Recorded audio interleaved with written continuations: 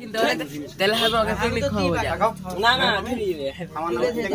ওই যদি করবি কিনে এসেছি পরীক্ষা দেওয়ার পর আমাকে পিকনিক খাওয়াবো কি দেবে কিনে খাবি